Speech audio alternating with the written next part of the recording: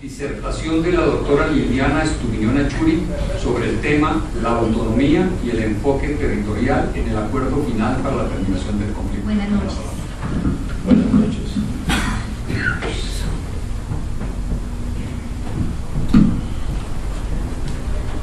Un saludo muy especial a la mesa directiva, al doctor Cesario Rocha Ochoa, presidente, al doctor Fernando Sarmiento Cifuentes, primer vicepresidente, al doctor Augusto Trujillo Muñoz, segundo vicepresidente, y al doctor Álvaro Barrero Buitrago, secretario de la Academia Colombiana de Jurisprudencia. A los demás miembros de la Academia Colombiana, correspondientes, numerarios, a directivos que se encuentran en este momento de la Universidad Libre, me siento absolutamente acompañada, y también de la Universidad de Rosario, gratamente están acá, un saludo muy especial. Muchas gracias por permitir este espacio académico. Muchas gracias, Augusto Trujillo Muñoz. Finalmente, cierre de guerra y construcción del Estado en los territorios. Esta ponencia pretende hacer algunos aportes territoriales a partir del acuerdo de paz y, por supuesto, los problemas territoriales que tiene Colombia.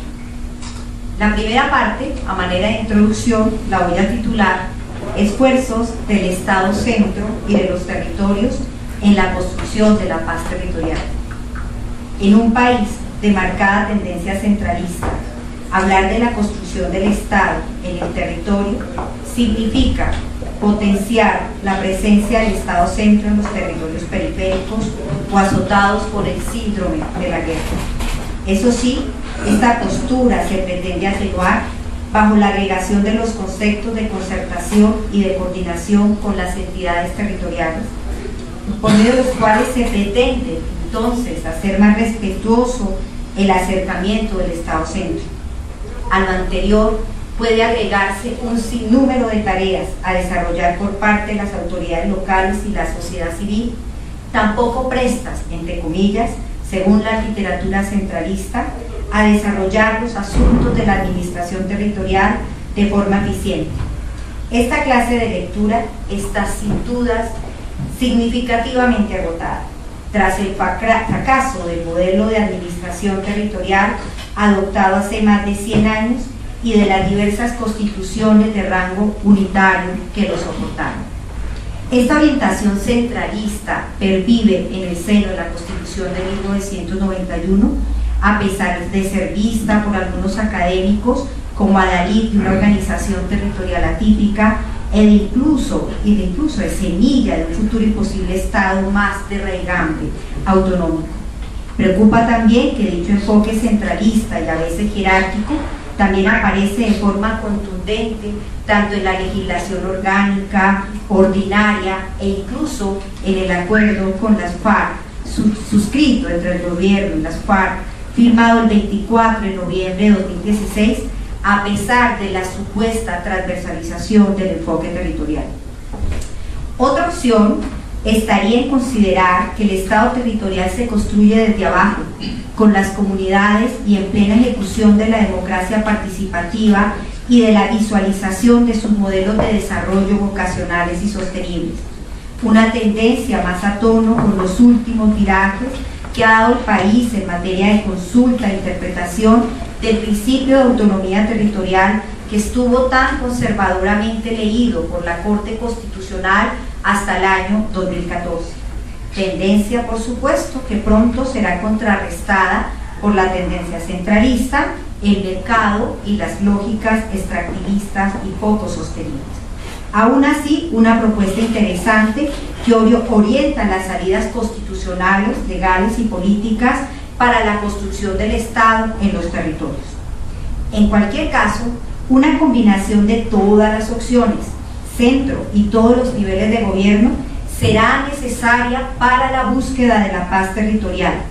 Algo de Estado Centro hará falta, tanto desde la perspectiva presupuestal, de seguridad, como de las grandes orientaciones, así como el exacerbar el papel de lo local en la búsqueda de su propia autonomía y del manejo de los destinos territoriales. Aún en los estados de raigambre federal, el Estado Centro ocupa un papel trascendental en los destinos macroeconómicos, por supuesto, sin afectar la vocación y el querer de los territorios.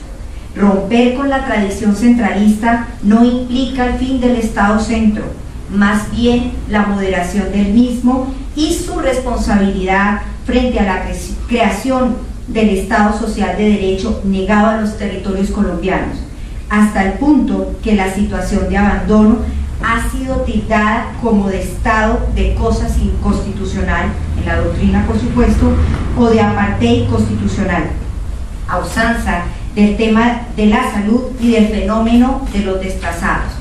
Sin duda, un mal que debe contrarrestarse por parte de todas las ramas del Estado, de los diversos niveles territoriales, nacional, departamental y local, e incluso desde la sociedad civil.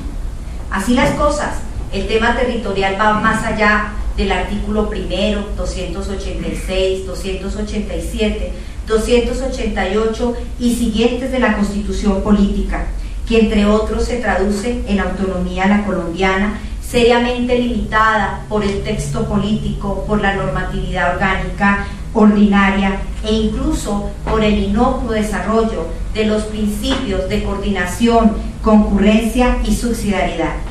Ya se ha señalado en otros momentos que el tema territorial debe barajarse de nuevo, y este es un asunto que va más allá de los acuerdos de La Habana, que hoy reconozco como fundamentales, en tanto sirvieron para cerrar la guerra y la mancha roja que atravesaba sin piedad toda la geografía colombiana. Sin duda, son el mejor pretexto para la vida y para reflexionar nuevamente sobre este punto de gran calado y de filigrana política, nada más ni nada menos que la distribución del poder en el territorio. Sin duda, un aspecto que en mi criterio amerita una Asamblea Nacional Constituyente que revise en profundidad este asunto y del estado de cosas inconstitucional que debe fenecer en aras de la construcción de un principio mayor, esto es, de nuestro Estado constitucional negado. Estado de cosas inconstitucional y la geografía del abandono. Las cifras hablan, y el tema de la centralización y de los territorios de la guerra y su abandono superan la retórica o dogmática propia del mundo del derecho. Recuerdo algunas simplemente para invocar reflexión en aquellos que aún se asombran con las tímidas solicitudes que trae el acuerdo de paz en asuntos territoriales. Por cierto, una lectura que he debido hacer de forma implícita y explícita, ya que hablar de enfoque territorial del acuerdo no necesariamente implica hablar en clave de descentralización y de autonomía, estas dos últimas tan poco respetadas por los dos actores que firmaron el pacto, gobierno y grupo FARC, en las últimas décadas. Apenas en materia de conflicto, las cifras son alarmantes, pueden duplicarse o triplicarse a usanza de las noticias iniciales de la catástrofe de Mocoa. Recuerden que las cifras del conflicto se construyeron en los territorios, de manera especial en los territorios del apartheid en la otra geografía. Hasta el 1 de diciembre de 2016, la unidad de víctimas arrojaba casi 8 millones de datos de casi 8 millones de víctimas del conflicto desde 1985, en las que se cuentan 268.000 víctimas de homicidio, la mayoría civiles, más de 7 millones de víctimas de desplazamiento forzado, alrededor de 46.000 víctimas de desaparición forzada, al menos 30.000 casos de toma de rehenes, más de 10.000 víctimas de tortura y aproximadamente 10.800 víctimas de minas terrestres, antipersonales y de artefactos explosivos no detonados. Los victimarios, la fuerza pública, los grupos guerrilleros, los paramilitares. Tan acostumbrados estábamos a estas cifras y a las malas noticias que no ganó. Se nos convirtió en deporte nacional matar, amenazar, desplazar, desmembrar, descuartizar, picar, desaparecer, violar, al peor estilo de la violencia de los años 50. Tantas expresiones y acciones de la infamia construidas a lo largo de estas décadas y por todos los actores de la guerra. Aquí nadie se salva, ni la sociedad civil silenciosa y hasta cómplice del exterminio y la vergüenza. Pues estas cifras de sangre y pobreza han tenido lamentable impacto sobre la geografía colombiana. Aquí voy a hablar de los territorios en donde se desarrolló con más fuerza la guerra. Colombia no es el triángulo de oro, entre comillas, Bogotá, Medellín y Cali, aunque bueno recordar que cada una de estas ciudades también colocaron páginas de su historia en este macabro conflicto, hoy en proceso de resiliencia, como el caso de Medellín e incluso Cali. Las cifras son preocupantes, datos proporcionados por Restrepo reflejan los desequilibrios una vez más. Por ejemplo, en materia de participación departamental en el PIB nacional, los departamentos de mayor nivel son Bogotá, Antioquia, Valle del Cauca, Santander, Cundinamarca y Meta. Este último se verá afectado en las estadísticas cada vez más a partir de la crisis de la economía extractivista. En el nivel medio, Bolívar, Atlántico, Boyacá, Tolima, Cesar, Córdoba, Casanare, Huila, Cauca, norte de Santander, Nariño, Risaralda, Caldas y Magdalena.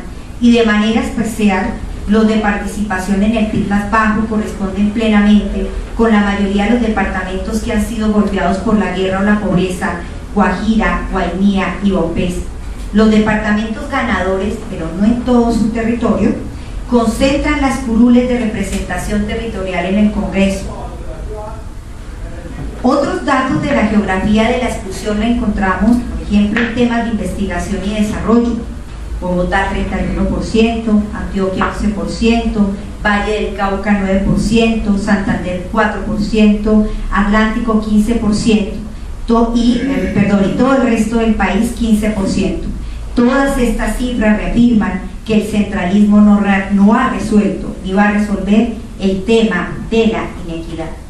Visto de una manera más holística y más allá de las fronteras departamentales, 15 han sido las regiones afectadas por la guerra, que cubren buena parte del mapa nacional: Sierra Nevada de Santa Marta, Catatumbo y sur del Cesar, Arauca, Montes de María, sur de Bolívar, Bajo Cauca antioqueño y nudo de Paranillo, Urabá chocuano, oriente antioqueño, alto, medio y bajo San Juan, sur del Tolima, norte del Cauca, Pacífico caucano, Tumaco y Pacífico nariñense, Ariari, Guayabero y Guaviare, Caquetá y Medio y Bajo Putumayo, casi toda Colombia.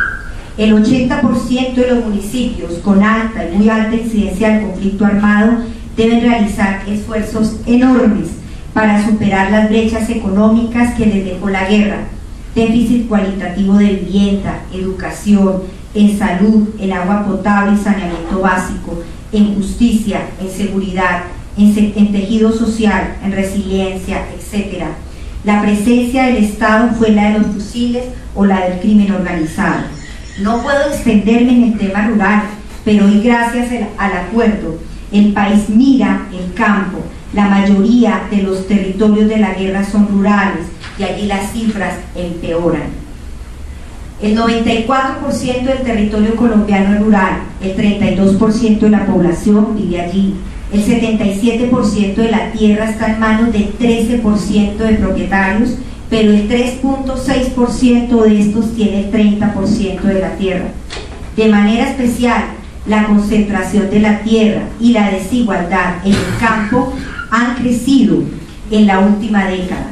El 60% del empleo rural es informal, el 83% de la población rural está en el régimen subsidiado de salud, el 55% de los campesinos pobres nunca han recibido asistencia técnica, el 11% no tiene vivienda, el 16% tiene vivienda en mal estado, el 85% de la población carece de alcantarillado. El crecimiento del PIB rural en la última década fue del 2.8%. El analfabetismo es del 18.5%. El 60% no tiene agua potable. La mayor concentración de la tierra está en Córdoba y Caquetá. La mayor desigualdad está en Antioquia y Valle. La mayor concentración de la propiedad está en las zonas ganaderas y en la que se explotan recursos naturales. Así, guerra y centralización, dos bombas madres. que arreciaron la pobreza y el abandono y que invitan, más allá de los acuerdos, a revisar el agotamiento de conceptos tradicionales de la administración. Como dice González, por esa vía tradicional, transferencias, competencias, tributación propia, no se consiguen más logros significativos. Al colocar el equilibrio contable en un lugar privilegiado, restándole importancia al desarrollo económico y regional. González invita además a la superación total de la guerra, a una viración y radicalización de los conceptos, a la superación o a la construcción de una verdadera descentralización espacial, de tal forma que los consabidos esfuerzos fiscales y tributarios dejen de ser las únicas alternativas de solución con las que cuentan las entidades territoriales para salvarse.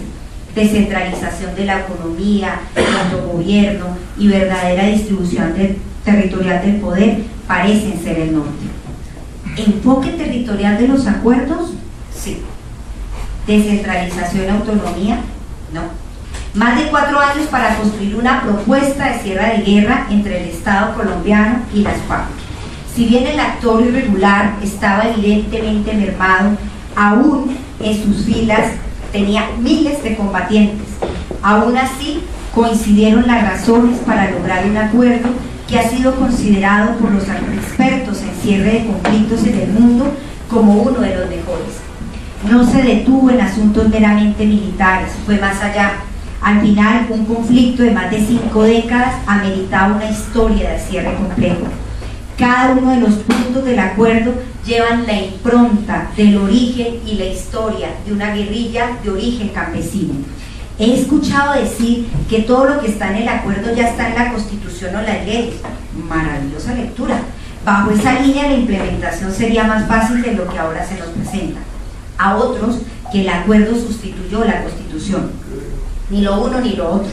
No fue el constituyente primario el que firmó, más bien señaló la ruta de ajuste cuya representación política de una nueva versión llegó en manos del Congreso.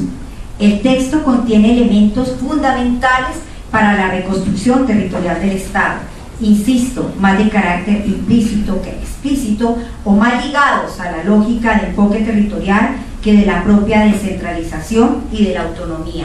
Estas dos últimas las tendremos que construir en fase de implementación. El tema de la reforma rural integral e intervención del campo, un punto que sin duda significa todo un reconocimiento al origen campesino de este grupo insurgente. Cerrar la guerra sin tomar en consideración las verdaderas causas rurales de su origen no hubiese tenido un juicio histórico honorable. Algo así como que en el texto final que vamos a esperar, ojalá, del proceso entre gobierno y el ELN, no aparezcan asuntos propios del tema ambiental y del tema de participación. Todo este primer punto, marcado por el enfoque territorial, transformación estructural, desarrollo integral del campo, igualdad y enfoque de género, bienestar, buen vivir, desarrollo sostenible, seguridad alimentaria, uso adecuado a la tierra, democratización, entre otros. Fondo de tierras para la reforma agraria integral, 3 millones de hectáreas durante sus primeros 12 años de creación.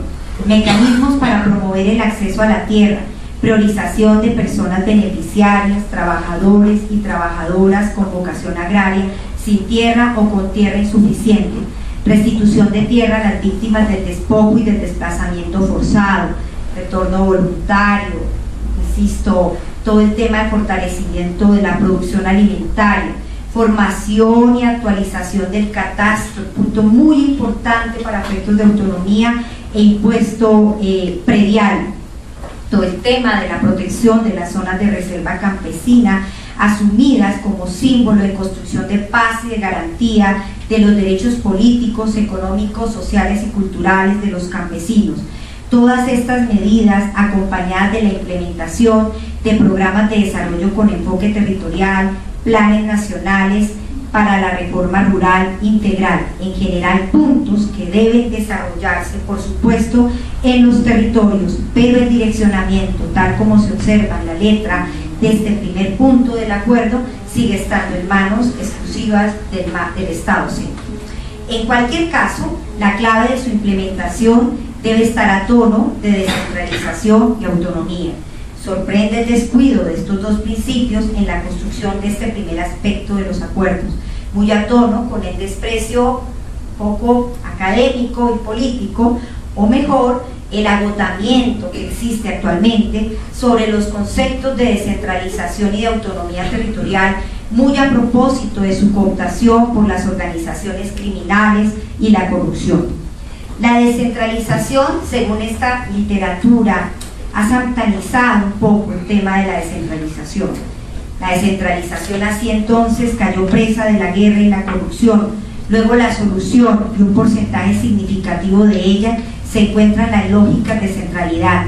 Algo así como decir que el Medellín de hoy es posible en parte por la intervención que realizó el gobierno central de tipo estratégica en la Operación Orión y otra intervención llamada diplomática mediante la desmovilización de los diversos bloques que integraban para la fecha las fuerzas de las AUR. Creer que Medellín es Medellín por estas intervenciones y no por el poder de resiliencia de este territorio y de la apropiación del principio de autonomía y de la descentralización es desconocer su historia regional, los 200 años de historia republicana y el proceso constituyente que dieron los paisas en materia de distribución territorial del poder. Por ello, una de las grandes tareas es revisar a fondo el tema de la distribución, pero en todo caso concreto, revisar a fondo precisamente qué es lo que hace el centro, qué le corresponde a la periferia, qué es único y en qué concurren, dónde están los recursos para tamaña empresa de reconstrucción rural, toda una oportunidad para pensar en un verdadero estatuto de la descentralización.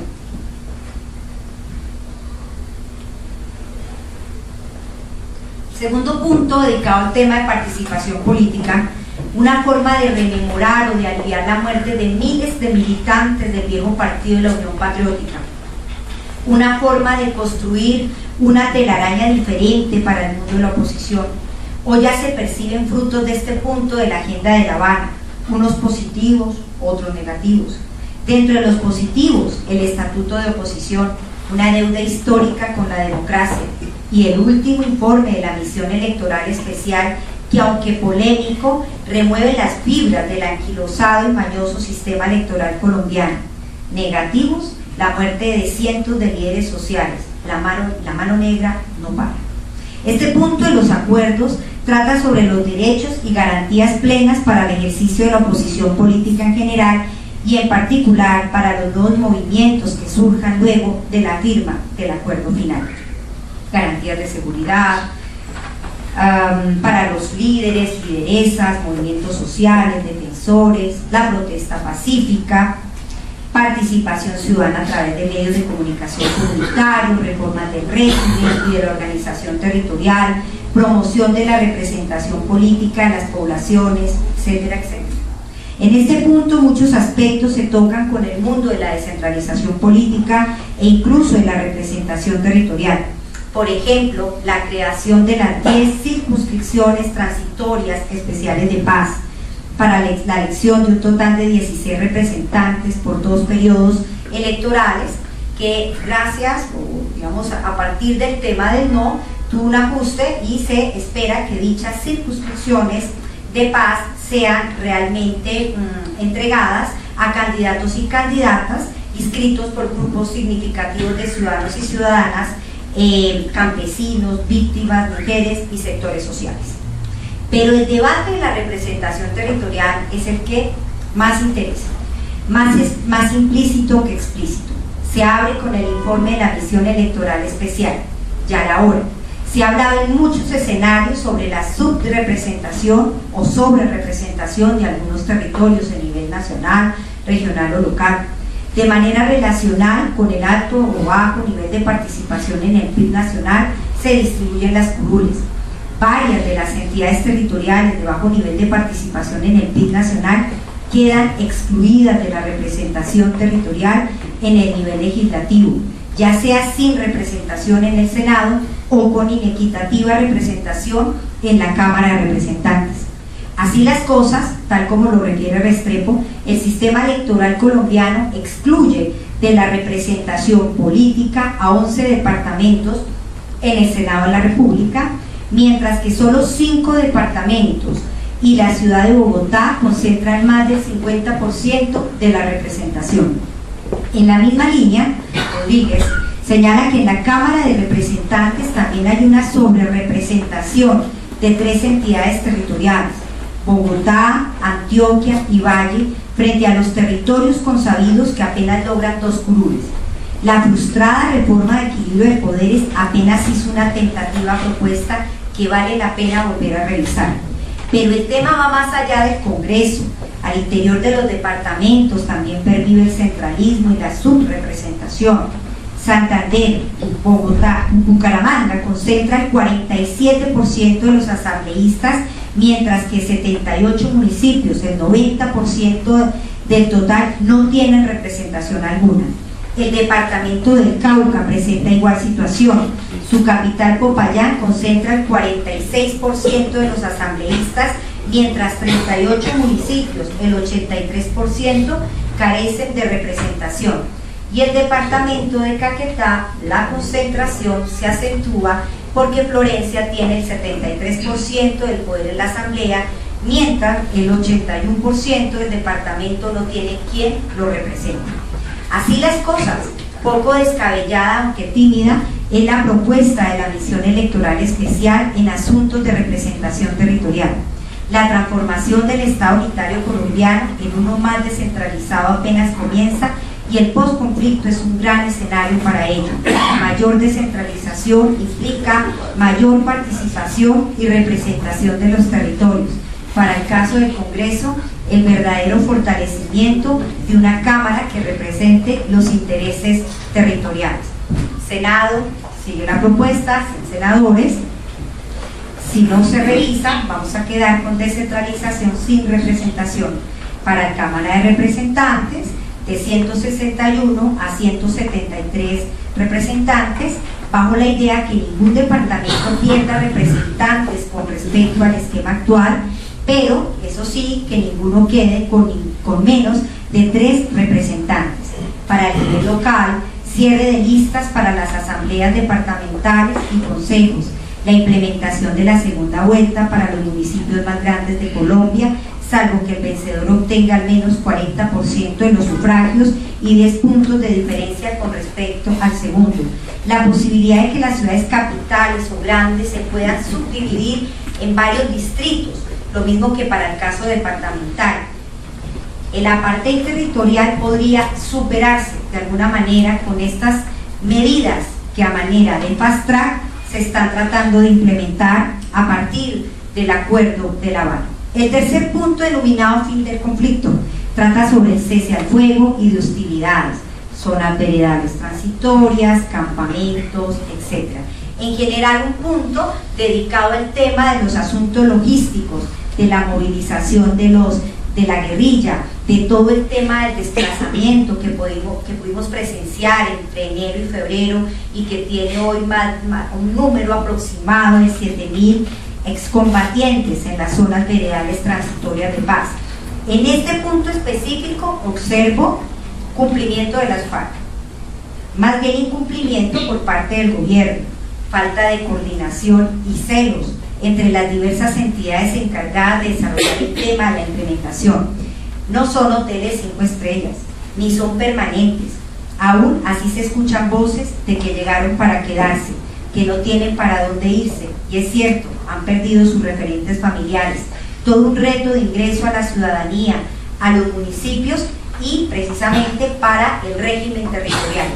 En este punto aparece el tema de la reincorporación política, también de la representación política, de la creación del nuevo partido y su correspondiente participación durante 2 periodos constitucionales a partir del 20 de julio de 2018, el tema de la reincorporación económica y social mediante el modelo de economía social y solidaria ECOMUN, afiliación voluntaria, la creación del Centro de Pensamiento y Formación Política, la organización del Consejo Nacional de Reincorporación, el censo socioeconómico, las garantías para la reincorporación económica y social, la renta básica, la renta básica, una asignación única de normalización equivalente a 2 millones de pesos, seguridad social, planes o programas sociales, etc.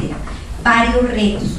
Resalto en este punto el tema de la seguridad, bajo la idea de que el conflicto y la criminalidad se potencian una vez superada la fase de negociación y firma de los acuerdos y en pleno desarrollo de la segunda etapa, la más compleja, esto es, el denominado posconflicto o mejor posacuerdo. Aquí el crimen organizado hará de las suyas y ya lo está haciendo, las cifras son elocuentes. A manera de predestinación lo sabían, los vacíos de poder en los territorios, la seguridad de los excombatientes, la reincidencia en todo el tema de regulación de los conflictos. Todo esto incluso llevó a crear la Dirección de Carabineros y Seguridad Rural, que según estos analistas, Ávila y Castro, no tiene la capacidad de prestar los servicios en los municipios más críticos. El tema de la seguridad también debe tener un serio enfoque territorial que va más allá de los acuerdos, uno de mediano y largo plazo y otro inmediato para contrarrestar la cooptación de otros actores ilegales de los territorios abandonados por los actores de la guerra. Para un minuto, y además este documento se lo dejo por supuesto a mi esposo y a mi hija que están aquí presentes y a Leonardo que no están, y también a usted, profesor Augusto Trujillo, que ha sido tan importante en este proceso de construcción, y aquí casi que en todos los párrafos está usted presente, si lo notan, nuevamente presente. Aquí también Trujillo ha realizado como siempre aportes significativos. Nada se opone, dice Trujillo, a que la Policía Nacional coexista con una policía municipal, provincial o departamental. Agrega Trujillo, bastaría una norma legal para autorizar el funcionamiento de la policía local en función de la naturaleza de las comunidades locales. ¿Quién discute que a dicha fuerza local se sumen aquellos municipios, controlan miembros de las insurgencias? Eso ya no lo dice Trujillo, claro está, siempre que sean aceptados y respetados por sus propias comunidades. En cualquier caso, el monopolio de las armas estará en cabeza del Estado. A largo plazo, se hace necesario la creación de una nueva fuerza, una fuerza especial de gendarmería. A corto plazo, tal como lo señala Garzón, se hace necesario la creación de la Fuerza de Estabilización Nacional, de la cual haga parte un componente de la Policía Nacional, apoyado por la Fiscalía y las fuerzas militares. La FEN tendría como responsabilidad la protección de las poblaciones en aquellas zonas de desmovilización de los frentes de la guerrilla, la resolución de los delitos de alto impacto, así como la seguridad de los excombatientes. El cuarto punto, y ya estamos terminando. Nada más necesario para una guerrilla que terminó cooptada por el mundo del narcotráfico, el tema de las drogas ilícitas, un tema que afectó su orientación y casos iniciales. Así son los territorios y los actores de la guerra, presos de las lógicas criminales que recorren su geografía y que terminan doblegando. El centro de la política está en la creación de un nuevo programa nacional integral de sustitución de cultivos ilícitos en cabeza de la Presidencia de la República en coordinación con las autoridades departamentales y municipales. Un programa que debe desarrollarse en consonancia con el primer punto de la agenda, esto es reforma rural integral.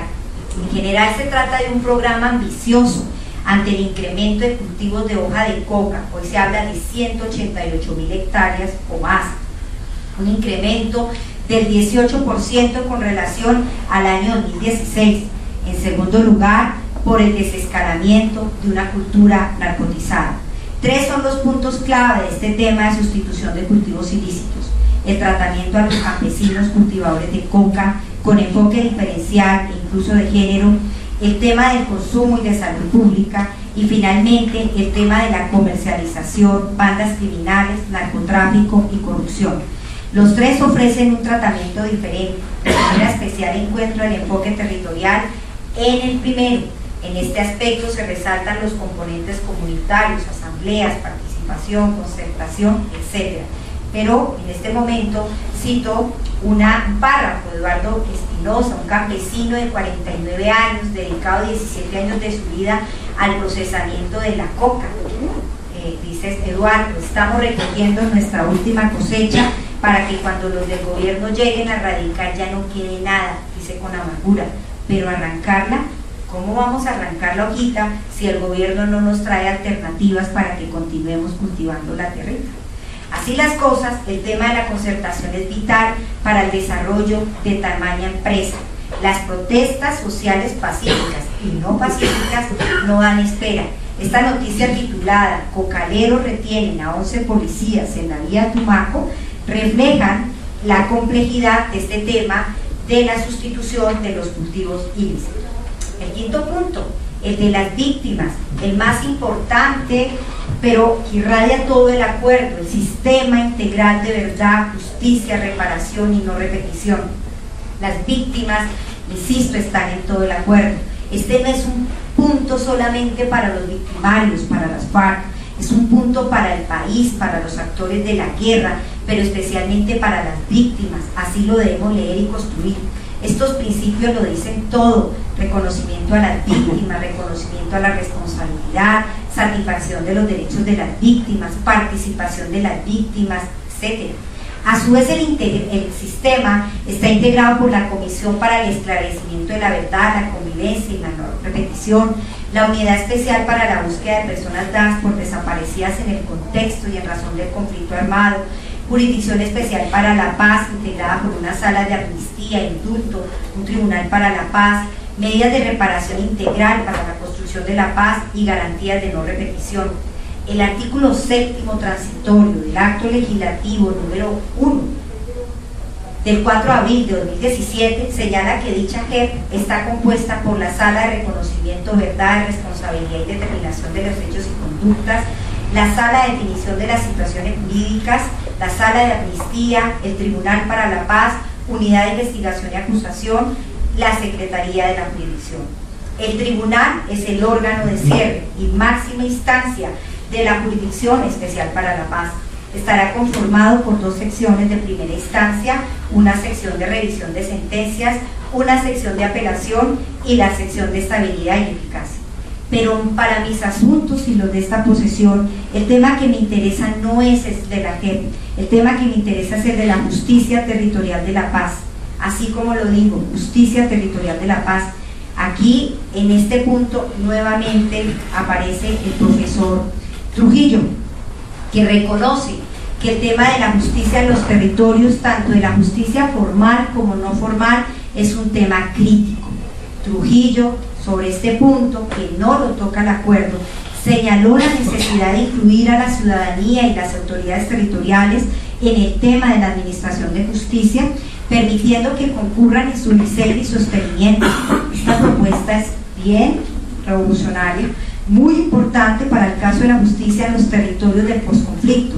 La justicia, dice Trujillo, debe responder con las necesidades regionales y locales. Las entidades territoriales podrían configurar distritos, fijar el número de jueces, intervenir en su designación, la estructura piramidal de la rama judicial, para modificarse sin lesionarse su independencia. ¿Lo confirmo? Para que sea más democrática y más eficiente. La misma propuesta se observa en García y otros cuerpos de justicia, supone el diseño y la implementación de una institucionalidad cuya suerte depende de que esté bien conectada con la realidad social y con las comunidades de los municipios en donde va a operar. Finalmente, los puntos de implementación, verificación y refrendación.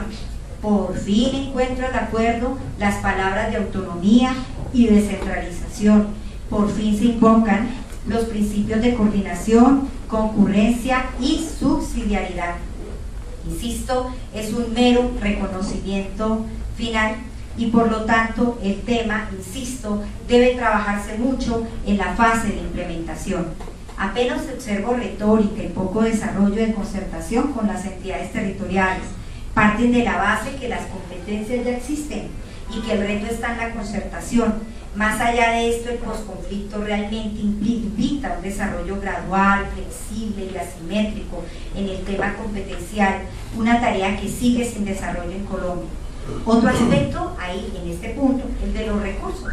Para el desarrollo del Plan Marco de la Paz, están solicitando reformas normativas para que se incorporen en los planes de desarrollo departamental y municipal y para que a su vez se utilicen los recursos del Sistema General de Participaciones y del Sistema General de Regalías.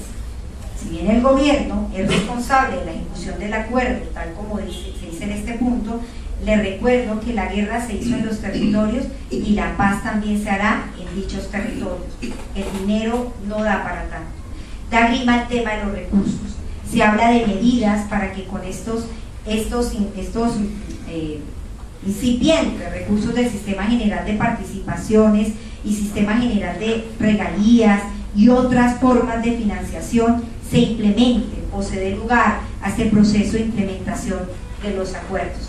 Simplemente decir que así como tuvimos plata para hacer la guerra, para matarnos, hoy tenemos que tener plata y dinero para construir la paz. Son grandes los retos y lo cierto es que la responsabilidad económica no puede cargarse a las entidades territoriales que dependen en gran medida o definitivamente de los recursos exógenos, de las transferencias intergubernamentales. Apenas dan abasto con los temas de cobertura, con las grandes dificultades que ustedes conocen, mucho menos logran cubrir el tema de calidad y por supuesto mucho menos lograrán cumplir con todas las tareas y los retos del tema de la paz. Cierro diciendo que el texto es maravilloso, el texto del acuerdo. Incluso justifico muchos olvidos, justifico lamentables olvidos en torno de la descentralización y la autonomía tan ajena a las preocupaciones de este Estado marcadamente centralista. Llegó el momento de la academia. Nosotros, los investigadores, seremos los que vamos a insertar en estos acuerdos el tema de la autonomía y el tema de la descentralización. Desde la doctrina, desde la investigación, haremos todo un aporte para que se logre dar un proceso de transformación de toda esta geografía colombiana en otrora fábrica de guerra y de muerte, fábrica de víctimas, guerra y de muerte. Muchas gracias.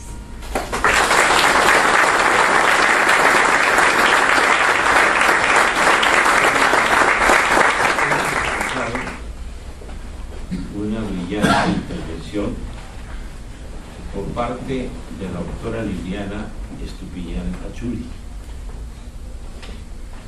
Nada más oportuno para el momento que vive el país y para la Academia Colombiana de Jurisprudencia que el aporte que está haciendo la doctora Viviana con su ponencia, con el trabajo que nos ha sintetizado esta noche. Es mucho lo que se ha escrito en el país sobre el proyecto que se está ejecutando con muchas observaciones espinosas, como lo ha dicho la doctora Liliana, de algo que realmente el país ha dejado de pensar de qué manera se apuntala de mejor manera en los últimos meses. Ciertamente hemos visto una gran cantidad de actitudes encontradas frente a lo que es la ejecución del proyecto de paz. El país se ha polarizado alrededor del mismo proyecto de paz. No es una frase simple decirlo. De allí la importancia de un trabajo donde se trata de hacer realmente una disección, como que lo que dice la nueva académica sobre la autonomía, el enfoque territorial del acuerdo final para la resolución del conflicto, debe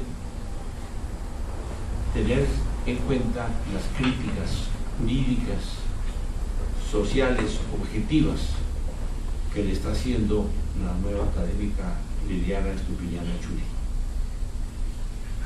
Este tipo de trabajos son los que la academia ha venido propiciando y que vienen a sumarse a otra serie de actividades también, en la cual aquí han intervenido varios importantes figuras de la inteligencia colombiana sobre este enfoque mirado desde la óptica jurídica, naturalmente, y analizando y cuestionando las diferentes facetas sociales que versan y que se refieren sobre la materia. Es indudable que si no se le pone un enfoque a la actitud centralista tradicional del Estado, si no se piensa en el territorio nacional, que es donde fue donde surgió el conflicto, si no pensamos en nutrir de instrumentos a la región colombiana, el proceso de paz no va a ser la solución que se aspira para ponerle coto a más de 50 años de violencia. Así que el tema territorial debe, como usted lo dice, barajarse de nuevo. Y para ello se requiere de una distribución del poder territorial, como lo manifiesta. Hablar de los problemas que ha tenido la distribución del poder territorial. Hablar de la necesidad de una asamblea constituyente para que se pueda encargar justamente de dilucidar la solución jurídica más adecuada, porque tenemos que pensar que dentro del esquema donde las fuerzas políticas están en discusión en nuestro Congreso Nacional, no es el escenario adecuado para buscarle una solución jurídica al conflicto. De allí que bienvenida la sugerencia de una asamblea constituyente, como también aquí nos lo han indicado otros juristas del mundo. Y hablar con claridad sobre los problemas del centralismo, sobre la desigualdad que existe en los campos, sobre la excesiva concentración de la propiedad rural. Es decir, nosotros estamos asistiendo a un drama en el cual muchas cosas han debido hacer parte de ese acuerdo, pero que realmente pues, hay que tener en cuenta las dificultades en que se encuentran los representantes del gobierno para poder llegar a un acuerdo de paz como el que se ha hecho. Hemos dicho que ha sido posiblemente el mejor acuerdo posible, y en eso las opiniones internacionales son concordantes. Era muy difícil encontrar algo más avanzado que esto, así se cuestione por parte de muchas personas de los diferentes partidos políticos en el país. Pero es cierto de que se trata de un buen documento, como usted mismo lo ha dicho, pero obviamente a ese documento hay que nutrirlo también, y la academia tiene que preocuparse por hacerlo. No es únicamente buscar, como se ha dicho, la reforma rural integral y buscar las causas sociales y rurales del conflicto. La necesidad de hablar de un estatuto de la descentralización me parece de una trascendencia enorme, y así ir buscando de qué manera se va también agregando a la solución del problema las circunscripciones especiales de la paz. Es innegable, y eso lo registra la prensa y los medios de comunicación, del incumplimiento en que ha incurrido el gobierno para poder establecer realmente en las zonas de concentración regional la debida atención que estaba desde luego acordada desde el comienzo, y han venido observándose por el mismo vacío de poder en los diferentes territorios, y la necesidad de una fuerza especial, como usted sugiere, de una gendarmería para crearla más adelante. Hay una gran cantidad de ideas que usted sugiere, y para llegar al programa de sustitución de cultivos, que es quizá uno de los aspectos medulares, pues hay que también buscar iniciativas y hay que buscar propuestas que vayan a llevarle a la Jurisdicción Especial para la Paz un poco de ideas que sean materia de doctrina, de análisis y de estudios, y así como también hablar de la justicia territorial para la paz, como usted lo sugiere, y de la implementación desde luego de la autonomía y la descentralización. Entonces yo creo que realmente el trabajo suyo, doctora Liliana, es meritorio, La academia lo recibe con mucha satisfacción porque a usted la estábamos esperando acá desde hacía rato. Ya personas como el doctor Augusto Trujillo y muchos otros estudiosos de la situación de la región nos habían venido hablando de la importancia de su perfil profesional, que es extraordinario. Doctora en Sociología Jurídica e Instituciones Políticas de la Universidad Externado de Colombia, especialista en Derecho Constitucional, en Derecho Administrativo, magíster en Derecho Procesal y abogada de la Universidad Libre. Por ello nos sentimos muy honrados de que nos acompañen acá figuras como el doctor Jorge Alarcón, presidente nacional de la Universidad Libre, del doctor y académico correspondiente Jorge Gaviria Líbano, vicepresidente nacional, contar con la presencia del doctor Eurípides Jesús Cuevas, conciliario, del doctor Floro Hermes Gómez, secretario general de la universidad, y del doctor Rafael Ballén, censor nacional suplente. Nos llena de regocijo porque están acompañando a una brillante expositora y una brillante unilibrista para que venga acá a ser parte de nosotros a partir de esta noche. La doctora Liliana, además, es académica, es investigadora y es consultora en régimen territorial nacional y comparado de la teoría del Estado y Derecho Institucional. Y me haría muy extenso si hablo de sus logros profesionales y académicos, de su doctorado con mención cum laude en la Universidad Externado de Colombia, del máximo reconocimiento de investigadora por parte de Conciencias, de docente e investigadora de la Universidad Libre, y la única unilibrista que es profesora asociada de carrera por reconocimiento académico de la Facultad de Jurisprudencia de la Universidad del Rosario en los años 2008, 2010, 2011 y 2014.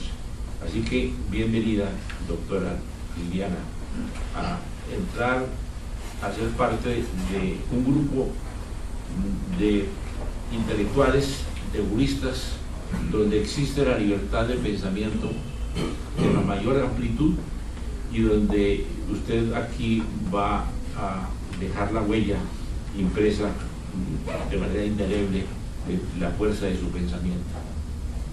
Ello me permite entonces solicitarle que tenga la bondad de cumplir bien y fielmente con los deberes de miembro correspondiente de la Academia Colombiana de Jurisprudencia y respetar sus estatutos y juramentos. Seguro. Si así fuere, que la Academia y su conciencia lo premie, y si no, que él y ella lo demanden. Congratulaciones.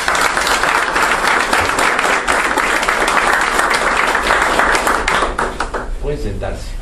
Permítame entonces, doctora, que le haga entrega de este documento, al cual le voy a dar lectura. Academia Colombiana de Jurisprudencia.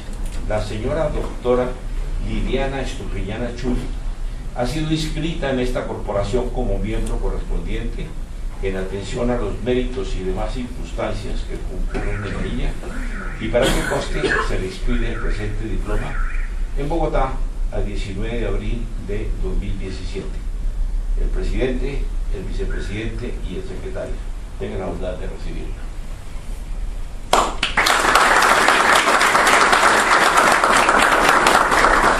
Voy a rogarle al doctor Gonzalo Ricarte, su esposo, que tenga la bondad de colocarle entonces la insignia a la nueva academia.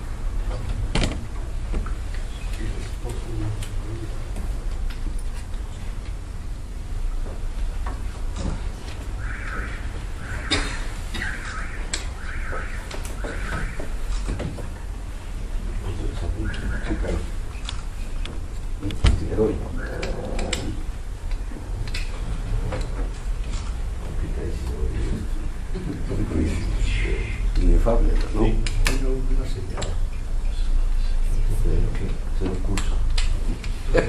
Y rogarle el favor a su hija que de igual manera le haga entrega de esta dificilísima forma de abrir el escudo de la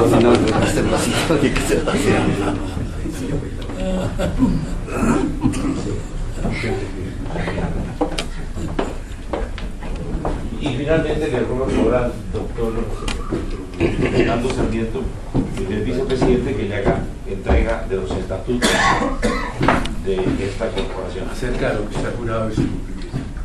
Felicitaciones. Iscarle Hoyos, secretario general del Centro Iberoamericano de Arbitraje, entre una gran cantidad de cargos y de excelencias. Bienvenido a la Academia Colombiana de Jurisprudencia, que lo tiene usted como miembro a partir de hoy, como miembro correspondiente extranjero, y por ello le tributamos una bienvenida. Muchísimas gracias, señor presidente, vicepresidente, miembros de la Junta de la Academia, de la presidencia, académicos, colegas. Para mí es un verdadero honor y un placer, un orgullo poder estar aquí presente ante ilustres juristas y intelectuales del derecho y del mundo colombiano, y efectivamente el honor de poder recibir el día de hoy ser miembro académico extranjero correspondiente es una responsabilidad y un honor que espero poder llevar con honor a España y transmitirlo el resto de mis días. El arbitraje comunitario internacional, que es el último de la disertación, está experimentando cambios abrumadores. Me atrevo a decir que estamos de la difícil misión de guiar el arbitraje comercial por la senda que merece, dado el carácter que en los últimos tiempos se está dando desde un punto de vista casi hasta mercantilista. Se habla demasiado de competencia entre sedes de arbitraje, entre árbitros, entre abogados, entre centros de arbitraje, hasta el punto de que solo parece que se premia el interés económico, no el interés al que se debe la herramienta que no es otra que la de acercar a las empresas, fomentar soluciones y buscar la solución de los conflictos, más allá del interés mercantilista que, me atrevo a decir, se está eligiendo en los últimos 10, 15, 20 años. Ante esta responsabilidad, yo creo que me atrevo a decir, invasión de las reglas del mundo anglosajón que se están nutriendo entre nuestros poros, trayendo sistemas que ni siquiera entendemos a veces, como puede ser el discovery, procedimientos de solución de documentos, excesos que están llevando al arbitraje a cuestiones complejas, difícilmente entendibles para los que ejercemos la profesión de abogado, la ejercemos también como árbitros. Nos llevó hace muchos años a pensar que el mundo iberoamericano tenemos más en común, nos une mucho más de lo que nos separa. No solamente la lengua, sino también cultura y por supuesto, historia común. Hasta el punto que en estos últimos 20 años se ha estado pensando en crear un centro de arbitraje que nos identificase como un pueblo que tenemos ideas comunes, y alejarnos un poco de esos centros de arbitraje que solucionan conflictos pero que en nada se parecen a lo que sentimos y a lo que apreciamos.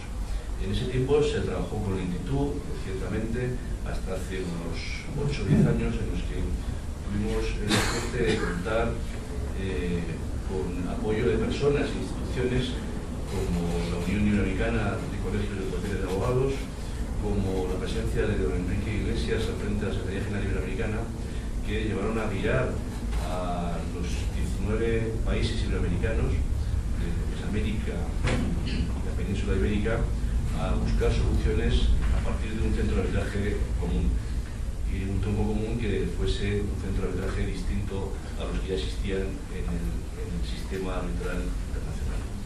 Afortunadamente, el tesón, el apoyo de Luis Martí, de los miembros de la Unión de Abogados, como el Colegio Colombiano de Juristas, entre otros, que tuvieron especial resguardo también en esta formación, la presencia y el apoyo de lo público con la Secretaría General Iberoamericana liderada por Enrique Iglesias, la Confederación de Ministros de Justicia Iberoamericanos, que también apoyó la creación del centro, llevó a que en la Cumbre de Jefes de Estado de Cádiz, en primer lugar, y posteriormente la Cumbre de Jefes de Estado de Veracruz, se mencionase expresamente en el punto 14 de la Cumbre de Veracruz la necesidad de crear un centro de arbitraje iberoamericano para los países del entorno iberoamericano. son los 19 países americanos y los europeos.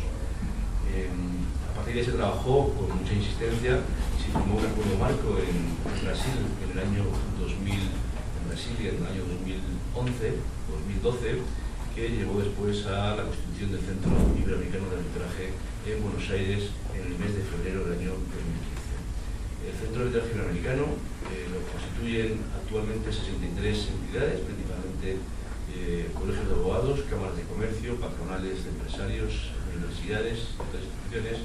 Lo que hemos buscado exclusivamente ha sido fomentar la creación de un centro que solucione los conflictos de entidades y empresas iberoamericanas, donde los idiomas español y portugués sean nuestros locales a la hora de solucionar los conflictos y donde las reglas del procedimiento sean reglas comunes a nuestro derecho más continental, partiendo de las reglas de la ley universal de las Naciones Unidas. A partir de ahí se está trabajando en convencer a las empresas, a los abogados, de que el arbitraje del centro es el arbitraje para solucionar los conflictos del entorno iberoamericano, y lo que hemos hecho ha sido huir del mercantilismo mencionado al principio de mi exposición para trabajar en una reducción de tarifas, una reducción de costos, una reducción de plazos y en una búsqueda de solución de conflictos adecuados a los problemas que realmente surgen entre las empresas del entorno. Los conflictos no son solamente los conflictos de 100, de 200, de 1000, de 5.000 millones de dólares. Los conflictos entre empresas del mundo iberoamericano son de cuantías mucho más sencillas, que exigen soluciones igual de eficaces, igual de rápidas, con la misma calidad que los grandes asuntos que parece que están pensados solamente para una élite de altísima calidad, pero que no está al alcance de todas las empresas y de todos los abogados de nuestro entorno. Por eso, desde el año 2015, en que se constituye el Centro Iberoamericano, hemos trabajado codo con codo con los socios del centro, en Colombia muy especialmente con el Colegio Colombiano de Juristas, que está haciendo un esfuerzo también increíble para fomentar el arbitraje del Centro Iberoamericano, y el resto de los 63 instituciones que la componen. Se firmó incluso un acuerdo con la OEA, la Organización de Estados Americanos, para intentar llevar el arbitraje del centro también al mundo latino, del Caribe y de Norteamérica, como es Canadá y Estados Unidos. En la creencia y la firme creencia de que el arbitraje que proponemos es el que realmente exigen las partes para que se resuelvan los conflictos. El arbitraje debe entenderse como un método que acerca, no un método que aleja, un método que busca es solucionar conflictos y en un caso provocarlos. Estamos escribiendo la misma historia del mundo. He tenido ocasión de disfrutar de la hermosa disertación de la doctora Viviana, y el mundo que estamos escribiendo en todos los países es un mundo que exige que también pongamos de nuestra parte, a través de las herramientas y los conflictos, nuestro granito de arena. Creo que es un pequeño granito el que ponemos, pero que realmente todos podemos hacer que el mundo sea mejor, que el arbitraje sea una herramienta que ayude a que este mundo que estamos escribiendo sea mejor, con la ayuda de todos. Nada más que este pequeño aporte a lo que es la justicia social, que es un poco a la que nos debemos todos desde que estudiamos la carrera de Derecho, y los que estudiamos otras carreras también, que siempre tenemos que pensar que más allá del interés económico que todos podamos tener, en mayor o menor medida hay interés en hacer que este mundo que vivimos sea algo mejor para todos. Con esto he terminado y agradezco sinceramente a la Academia la oportunidad que me han dado y otorgado para estar aquí. Muchas gracias.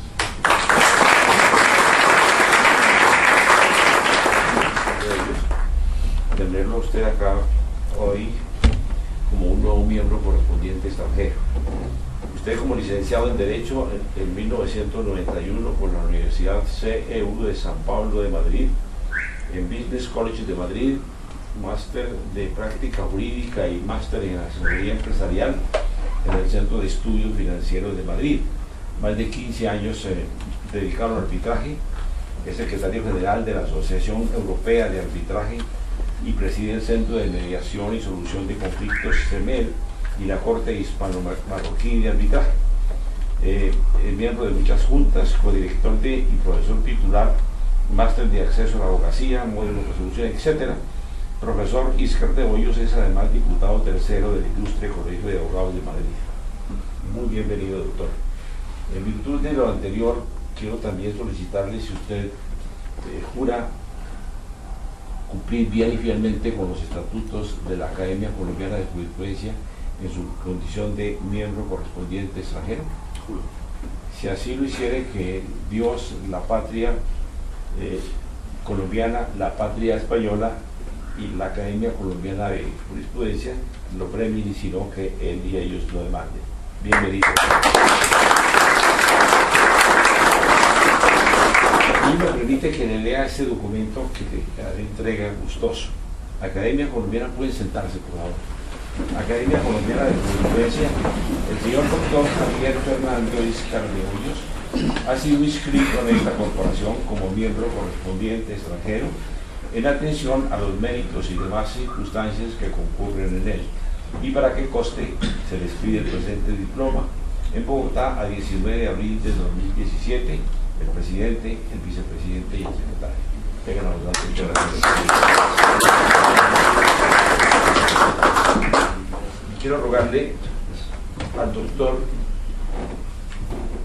Álvaro Barrero, secretario de esta institución, que tenga la bondad de colocarle esta insignia.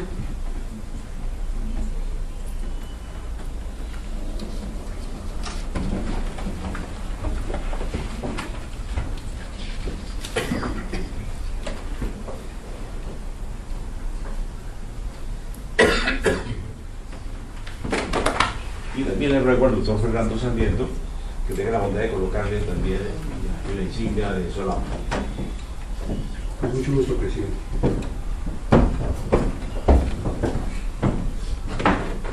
Y felicitaciones, doctor Javier. Y al segundo vicepresidente, doctor Augusto Trujillo, que tenga la bondad de entregarle los estatutos de esta corporación.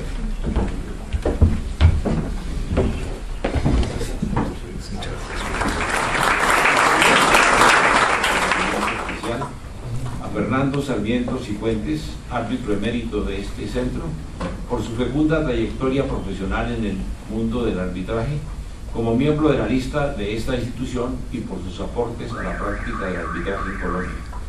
Mónica de Grey, presidenta ejecutiva de la Cámara de Comercio de Bogotá. Mauricio González Cuervo, director, Bogotá, abril 19 de 2017. Me siento muy honrado, doctor, de darle lectura.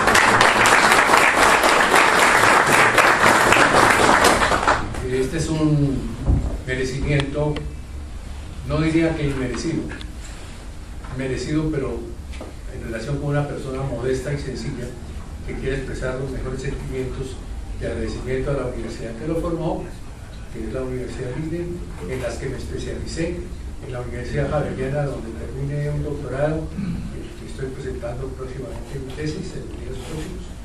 Y les quiero agradecer al presidente, al señor vicepresidente, al señor secretario general, a nuestros distinguidos amigos de la Universidad Libre, rector, presidente, miembro de la Universidad Externado, distinguidos amigos todos, doctor Rafael Ballén, y los distinguidos académicos de número, académicos correspondientes, nacionales y extranjeros, y a todos los presentes, mis agradecimientos muy sinceros.